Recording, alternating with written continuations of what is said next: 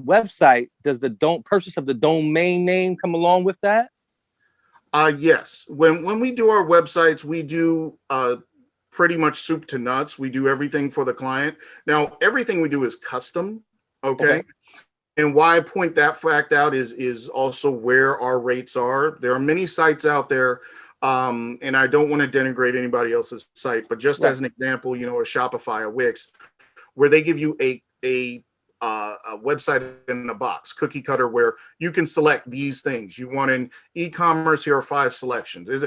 Everything we do is on a WordPress platform, which is the single most open sourced platform that's out there, which allows us to create a custom site for every single client we have from start to finish. Whatever it is you want, it can be done. We take care of domain hosting, the website.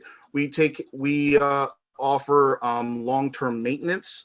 We offer SEO, which is search engine optimization, and all manner of e-marketing to promote your website. So that way, that's key. That's key. That way it can be at the top. When someone searches it. Yes, absolutely. A lot of people don't realize that's a key thing to get their website to the top. And they also don't realize, and I'm going to just share this nugget with all of those tens of thousands who are watching right now. I share this because one of the most important things to me is the effectiveness of the website. I enjoy the creative process, but I share with people, a website is not a set it and forget it. If you have a website, okay, this is a part of your living, breathing marketing plan that you have to maintain at all times. So it is imperative that at least once a week, you should go into your website, not on the administrative side, but as a client, to ensure that your website is functioning in the manner that it was designed. Because if you do not, and there is an issue with the website itself, the customers who are coming to the website are not going to stop to tell you that this button is broken, this thing isn't working. They're just going to go to someone else. That's right. And you're never going to know why your traffic is dropping to the website and why no one's coming through. And you have no idea how many of those we've dealt with over time. And on top of that, when you have a website that isn't refreshed or has connections that are broken, those things contribute to it actually dropping on searches as opposed to rising. So your website can be just as much of a balloon as it can be an anchor if it's not maintained. So basically, there's a warranty with this website. And when I say warranty, I have quotes around the word warranty. So if let's say I get my website up and running today, web page, and a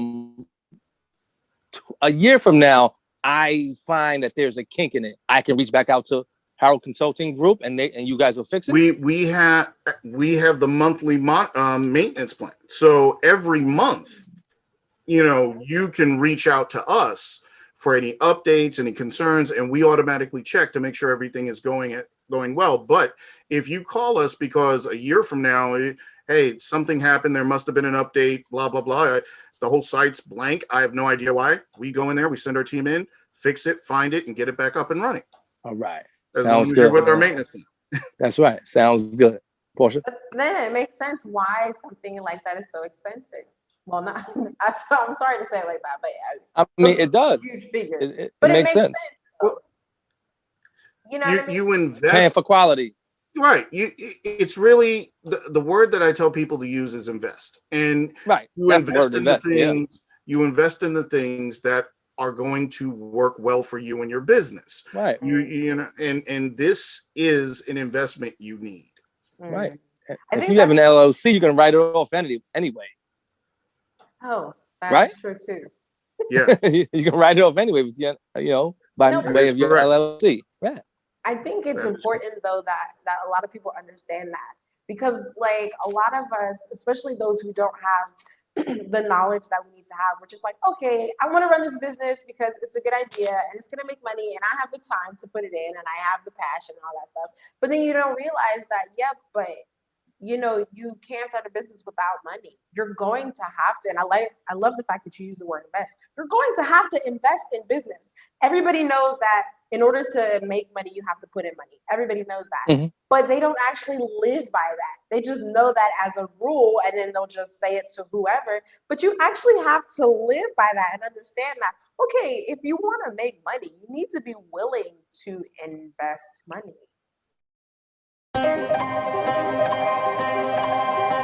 Gia, what's going on? It's your boy Quan John here reading Motivational Motives. It's a bona fide manuscript. It's a book of real life parables, quintessential quotes, and reasons to reflect.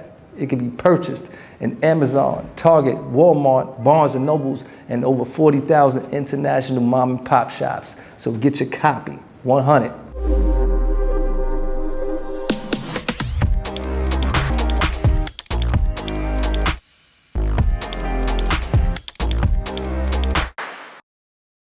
Not only that, your first year of operating almost any business, you're operating at a loss compared to the startup. Right. And you know, I'm not here to shout down anyone's business dreams at all, but I also have to give them sometimes a cold dose of reality, because they have to be prepared. At the end of the day, whatever business that you have, are you prepared for going through this time to meet your success? Right. Because there is no one that I've ever heard of that has ever stepped out and met success right there in the next step. You have to be prepared for what you're going to go through to get there. Right. I do. One question that I do have that I think was my biggest fear, you know, being a freelancer. It's like, how can a freelancer, somebody who was a contractor, get their own business? Because like I feel like where I was, it was just kind of scary for me. Even now, I don't even think I've reached that point where I'm like, oh, I mean, I claim I am a business owner, but like, I don't think I'm at that point where I'm like a viable business owner, but I'm still technically a freelancer or a contractor. How can a freelancer have their own business freelancing? Like doing the thing, you know, doing the thing that they do to make money. I can't wait to dig into this question. So I'm gonna answer this specifically for you and for everyone that's thinking the exact same thing that you're thinking, that's watching right now, because I went through that myself in the creation of this business. Someone had to say to me, and it was a very good friend who helped me out with the start of HARRELL Consulting Group. He said, Scott, do you realize that you've been doing this for a long time? And I said, what do you mean? You've been consulting with people for a very long time. You have helped them and guided them and mentored them, pointed them in the right direction. You've sent me business. You've sent this one business. You've done all of that, and you didn't get paid. He said that to me, and it was like a brick to my face. I said, oh my God. That's right. That's right. He said, you need to understand the worth of what you're doing. And in understanding and embracing the worth of what you're doing, you will unapologetically have no problem charging for what you do, because you know what you have has value. And the evidence of that is because people keep coming to you to have it done. That's right. And there is nothing wrong with you charging for it, because what you have is valuable. What you have has worth.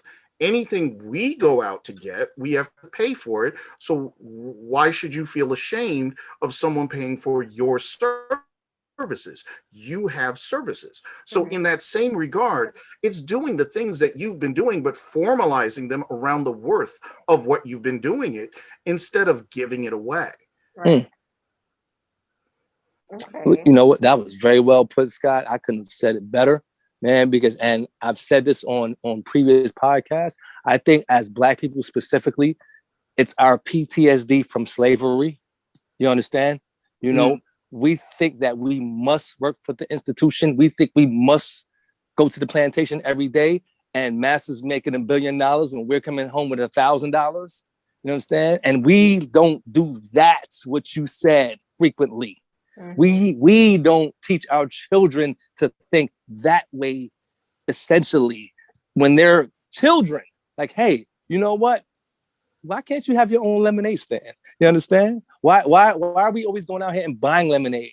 And you can be making the, lemonade for people. We don't instill this into the children from little. And I believe it's just it's something, it's inherited from our predecessors from slavery, that we don't look into thyself and understand our worth, understand that, we are the CEO of our own domain. Your home is your business. Your home is your castle. You understand? Knowing that. And when you step out here and putting money in other people's pocket, in other culture's pocket, it's like giving the culture a black eye. You know what I mean? But if we know our worth, we'll be, a little bit more hesitant to doing that. Unfortunately, in our culture, I believe there, and I won't say it for everyone across the board, but I think there may be that feeling of thinking only but so far.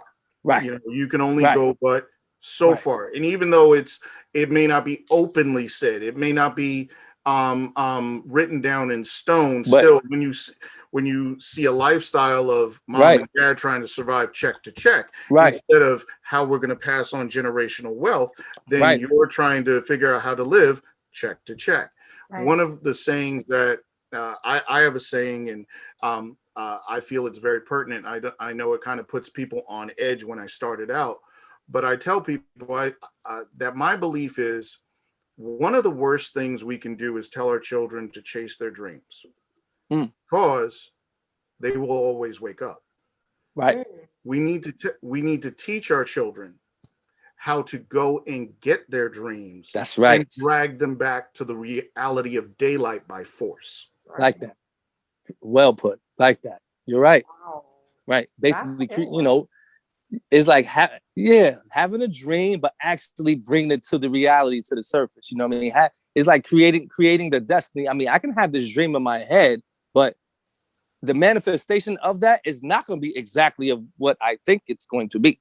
Well, no, but think about this. When you were in school, and I'm quite sure both of you did this when you were in school, second grade, third grade, fourth grade, your teacher asked you to write down, what do you want to be when you grow up? That's right. How many of us put astronaut? How many of us put, veterinarian? How many of us put all these President of the United States? We can put down everything. How many classes have any of us been in where someone took the time to tell you how to get there? None. So what ended up happening? Zero.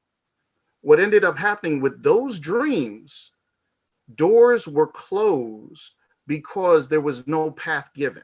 That's right. There are many astronauts, there are many veterinarians, race car drivers or whatnot, who could have been, but had no idea how to.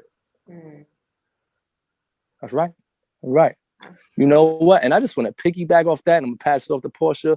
That question that we're asked in second, third, and fourth grade. And another thing that we are taught that is a wrong answer is I don't know. You understand? And you know what?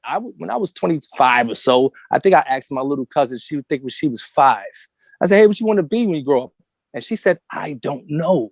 And at that time in my life, I was still being brainwashed by society and my own idiosyncrasies. And I said, well, how don't you know? You're supposed to know. But as I got into my profession as a counselor, I said, you know what? She's right.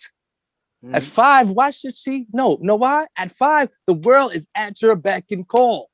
I think that answer, I don't know, opens an array of career and vocational, instances up to yourself. You know what I mean? Another thing what kids do, they pigeonhole themselves. You know what I mean? And I think when they give us these answers, we got to let them know, well, you know what? You don't have to be the FBI agent, but maybe you can be an analysis within the Federal Bureau of Investigation. You don't have to be the agent. You understand? So basically giving them options. We have to let our children know that you have options out there, and don't pigeonhole yourself with one. You're going to do this one thing for the rest of your life? Probably not. You understand? Portia?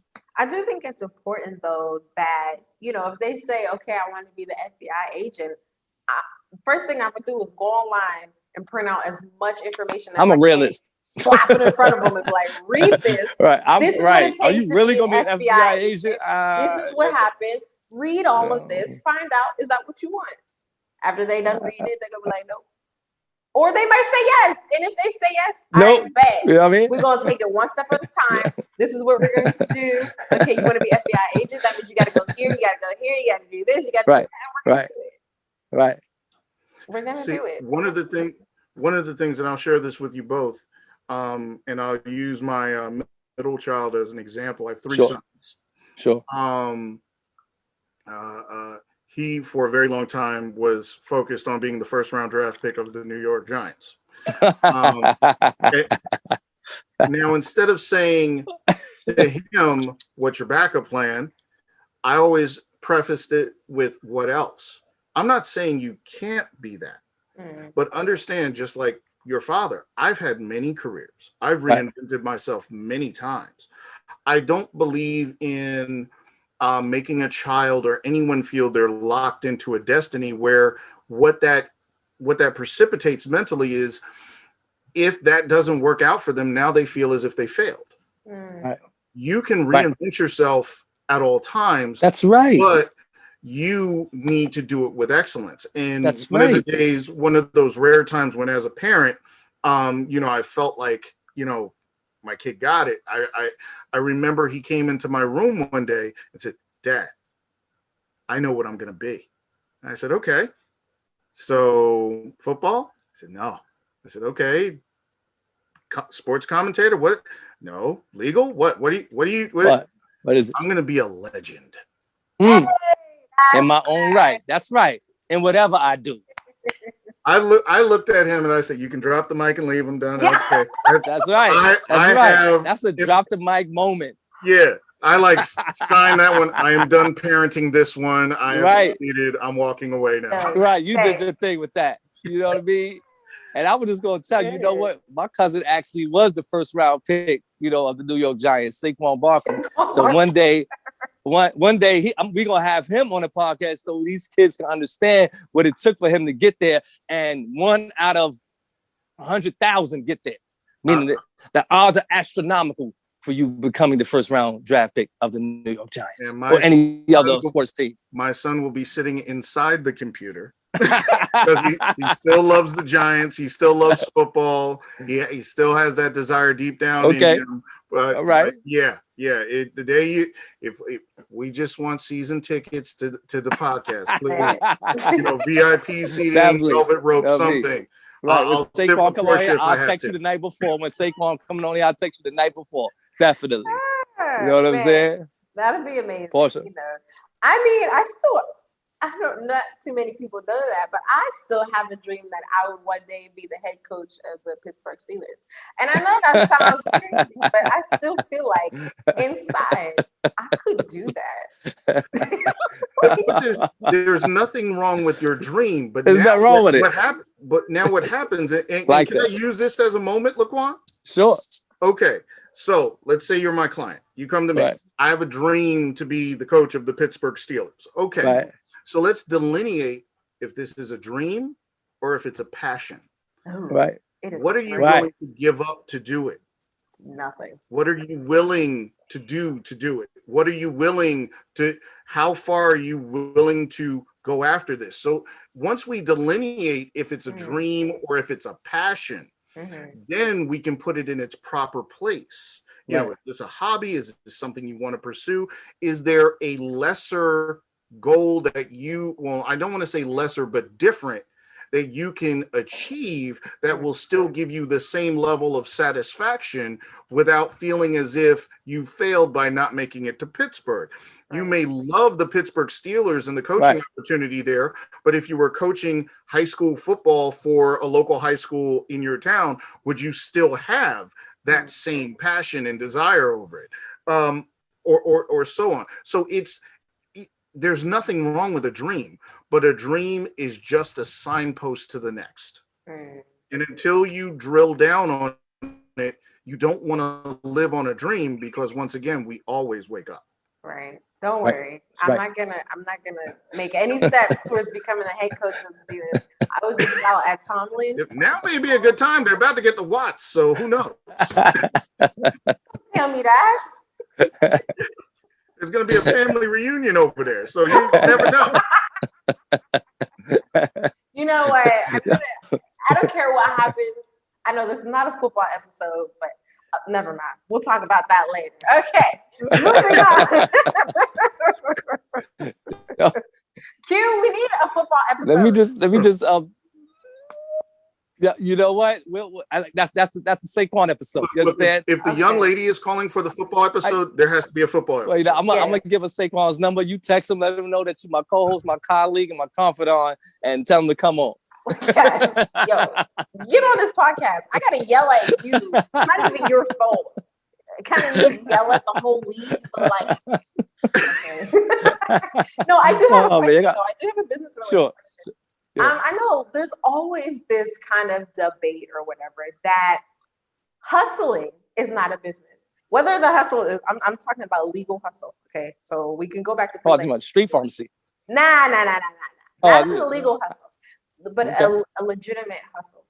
There's always this, I guess, stigma that hustling is not a business. I want your opinion on that.